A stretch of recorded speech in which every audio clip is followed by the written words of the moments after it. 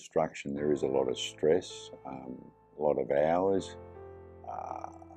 You know, young married blokes, they come into construction, don't realise the hours they've got to work. The builders put them under a lot of pressure, got to get the job done.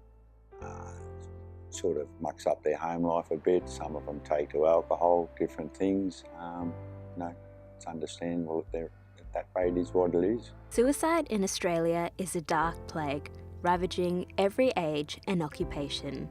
3/4 of these deaths are represented by men.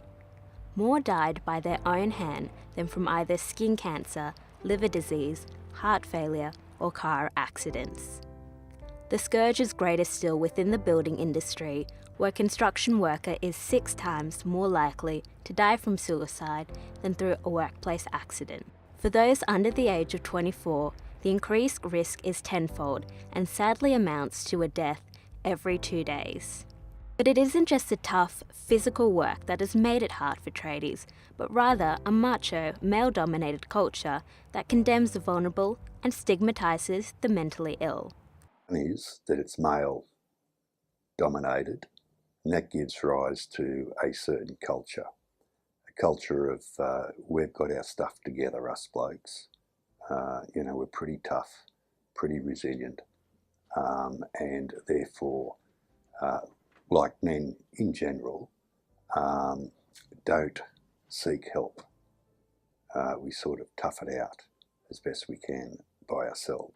It's because of this very culture that poor mental health is seen as a weakness, and why many workers struggle to find the emotional and social support that is often needed in preventing suicide. One thing we know is suicide is complex, and it's never one reason as to why they take their own lives. Certainly isn't enough talk about mental health and well-being, and therefore that has a knock-on effect to the people seeking help when they are feeling like they are struggling to cope or having suicidal thoughts. This crucial need for support and change in the construction industry has led to the creation of charities such as Mates in Construction, which focuses on raising awareness, building capacity, and providing help and research to combat the scourge of suicide.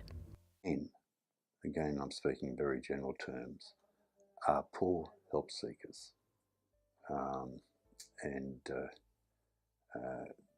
So they don't put their hands up and ask for help, and that's one of the things that Mates in Construction tries to do. It tries to say, 1, it's okay to put your hand up and ask for help. 2, help is available. And 3, we assist in connecting our mate who's doing it tough to the help. In terms of male-dominated industries, there's a lot of effort being put into those organisations to improve the workplace from a mental health perspective. And we've got organisations like Mates in Construction and AusHelp Foundation who specifically focus on those industries and helping them to become more resilient and approach counsellors and peer support workers if they need help at any time. Training is a key aspect of the Mates in Construction program, which allocates particular hard hat coloured stickers to workers who complete their suicide awareness and prevention training. What we do is people who complete our general awareness training are identifiable on site by the white hard hat sticker. Those who go on to do our second level of training, which is Suicide Alert Helper, are identifiable by the green hard hat sticker, and the final one is the blue hard hat sticker, which is Applied Suicide Intervention Skills Trained. No good having the training to help your mate if your mate doesn't know that you've had the training. And it seems that those who have completed the training are already benefiting from its positive teachings. I did the Mates in Construction Connector course. It just tells you about things to look out for, you know, worrying signs and how to react and what to do. Because I get around the site a lot and I talk to people, and you can notice differences at times in people, so you just pull them aside and have a bit of a chat.